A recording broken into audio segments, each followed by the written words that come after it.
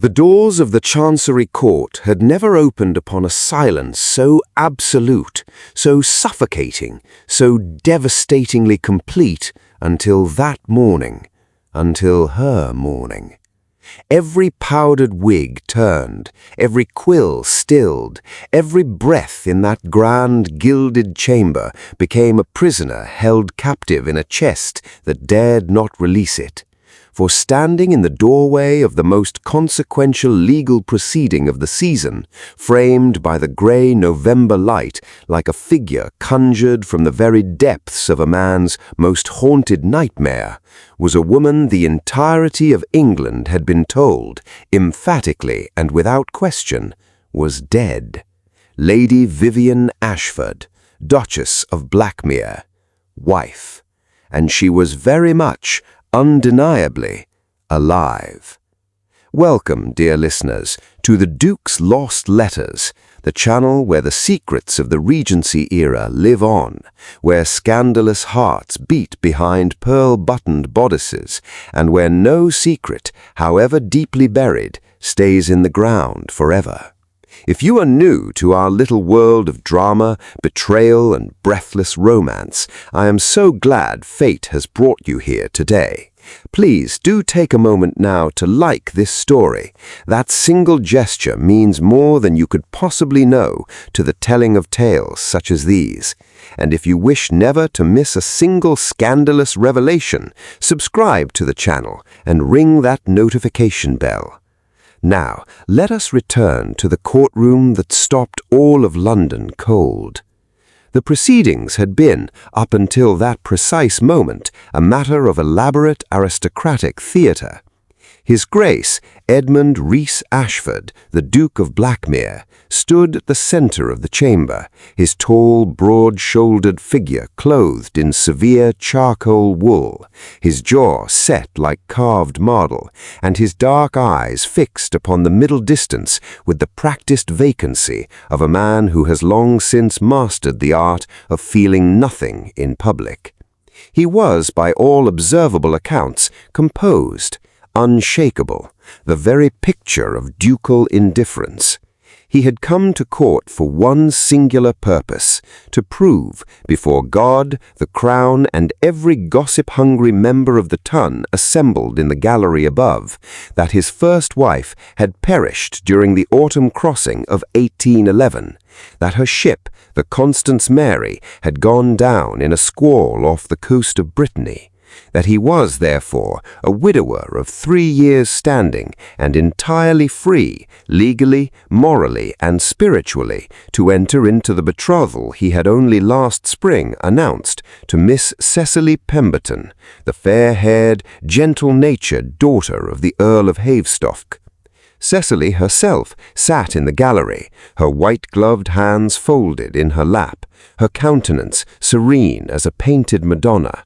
She was 22, innocent of nearly every darkness the world possessed, and she loved Edmund Ashford with the whole unguarded trust of a heart that had never been broken. That, too, was about to change. The barrister for the Duke had just opened his mouth to deliver his opening address when the great doors swung wide. There was no dramatic announcement, no herald, no ceremony of any kind. There was only the sound of heels on marble, measured, deliberate, unhurried, and then the collective gasp of 200 souls who recognized, with varying degrees of horror and fascination, exactly who had entered the room. She wore deep blue wool, simply cut, without adornment, save for a single strand of jet beads at her throat. Her chestnut hair was pinned with quiet severity beneath a modest bonnet. She carried no fan, no reticule of significance, nothing that bespoke wealth or pretension, and yet the manner in which she moved through that chamber, chin lifted, gaze direct, steps utterly without apology, rendered every other person in the room suddenly small. Vivienne Ashford had always possessed that quality. Edmund had once found it bewitching. Now, as his eyes found hers across the vast, paralyzed courtroom, he felt something far more treacherous than admiration course through his blood. Terror. "Your Grace," said the Lord Chancellor at last, his voice admirably steady for a man who had very clearly just witnessed the laws of mortality be overturned. "A complication has arisen." Complication. The word fell into the silence like a stone into still water, sending ripples that would not, Edmund knew with cold certainty, cease for a very long time. His barrister had gone entirely pale, the clerk beside him had dropped his quill, and from the gallery above, someone, a woman by the pitch of the sound, had begun to sob with quiet, devastating precision. Cecily. Edmund did not look up. He could not. Vivienne walked to the center of the room, stopped, and faced the bench with an equanimity that could only have been forged through extraordinary suffering. The Lord Chancellor peered down at her over the rim of his spectacles. "Madam, you will identify yourself for the record." She did not hesitate, not for a single heartbeat. "I am Vivienne Elspeth Ashford, née Cavendish, Duchess of Blackmere, and I am alive, my lord, as I believe the court can plainly observe." Now, dear listeners, I must pause here, because what follows is precisely the kind of story that reminds us why we gather in these shadows and whisper to one another about the lives of those long gone.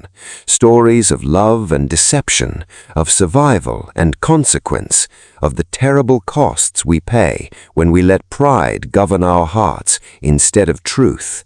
If this story has already seized you, if you feel that delicious tightening in your chest that only a truly scandalous tale can produce, please press that like button now. And if you haven't yet subscribed to the Duke's Lost Letters, I humbly implore you, do so before this story ends. There is so much more scandal where this came from. Now, let us discover what Edmund Ashford knew and when he knew it. The truth, as truths of this particular variety so often do, had roots that wound far deeper than a single shipwreck. 3 years prior, in the bitter autumn of 1811, the Duke and Duchess of Blackmere had been, by every honest measure, a ruin. Not a dramatic ruin. There had been no grand scenes, no shattering crockery, no public disgrace of the obvious kind. It had been instead the slow, grey dissolution of two people who had married for entirely the wrong reasons and discovered the fact too late to retreat with grace. Vivienne had been brilliant, sharp, and passionately opinionated in an age that rewarded none of those qualities in a wife. Edmund had been proud, emotionally sealed as a vault, and incapable of asking for what he needed from any living soul.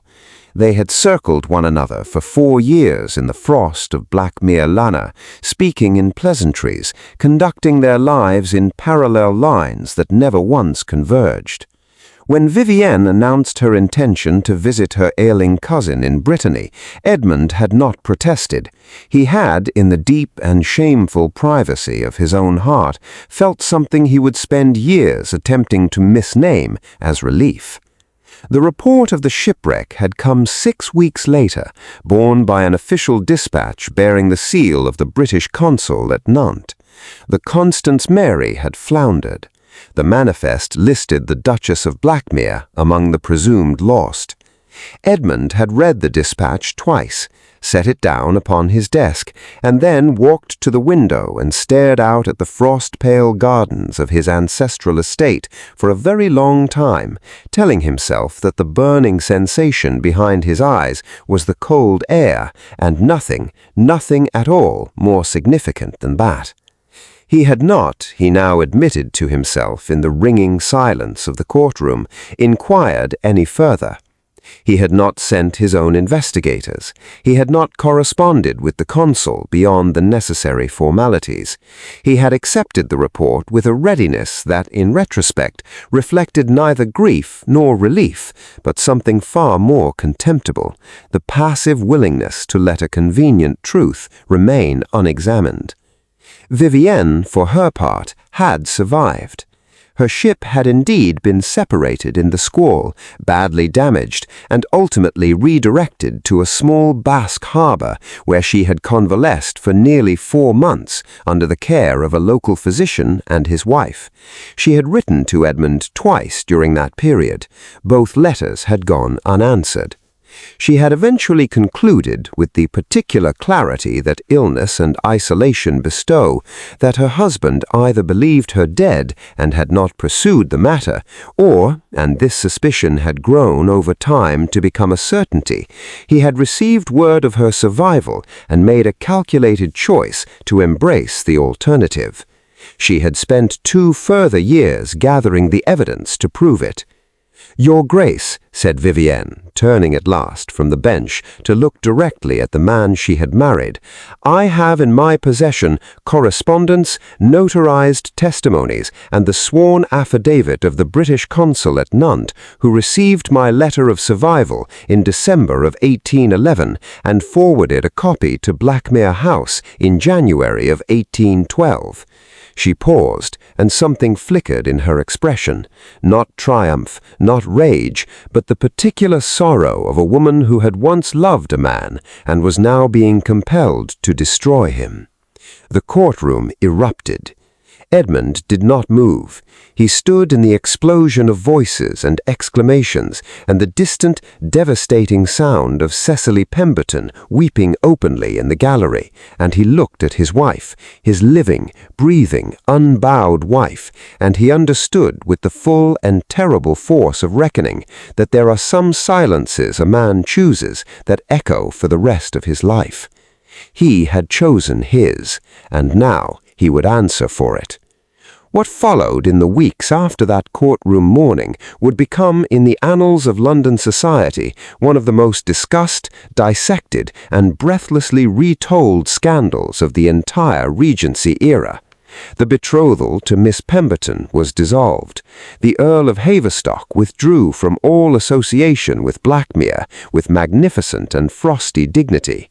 Edmund faced not only the legal consequences of a nearly bigamous arrangement, but the far more punishing tribunal of public opinion, which showed him precisely the mercy he had shown his wife, none whatsoever.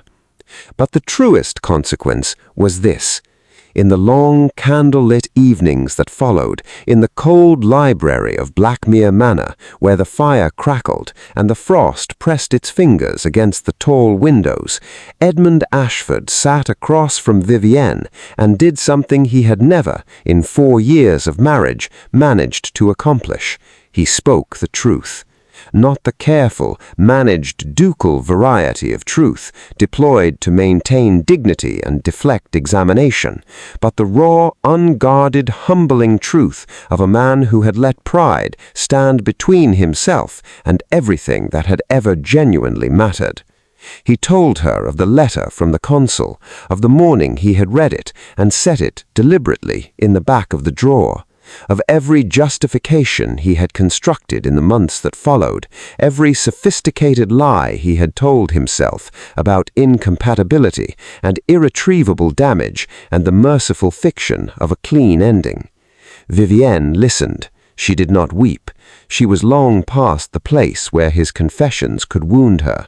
But she listened, and in her listening, in the quiet, steady attention of a woman who had survived shipwreck and abandonment and 2 years of solitary, purposeful preparation, Edmund saw, perhaps for the first time with any clarity, exactly what he had so carelessly nearly destroyed.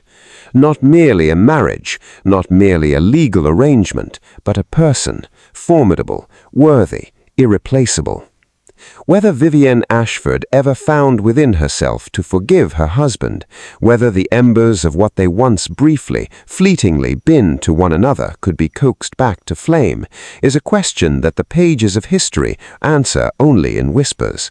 What is known is this: they remained for the rest of their days the most talked-about couple in England, and those who visited Blackmere Manor in the years that followed reported with no small degree of astonishment that the Duchess moved through those ancestral halls with the settled, unassailable air of a woman who knows with absolute certainty exactly how much she is worth. And that, dear listeners, is where we leave them, in the candlelight, in the truth, in the difficult, luminous aftermath of everything finally said. If this story moved you, if it gripped you, if it made your pulse quicken even once, please give it a like and leave your thoughts in the comments below. Your words are the lanterns that light this channel forward. And if you are not yet a subscriber to the Duke's Lost Letters, join our growing family today. There are so many more secrets to uncover, so many more lost letters to read, so many more dukes and duchesses and scandalous courtroom revelations waiting just around the next candlelit corner. Until next time, keep listening for the secrets the past left behind.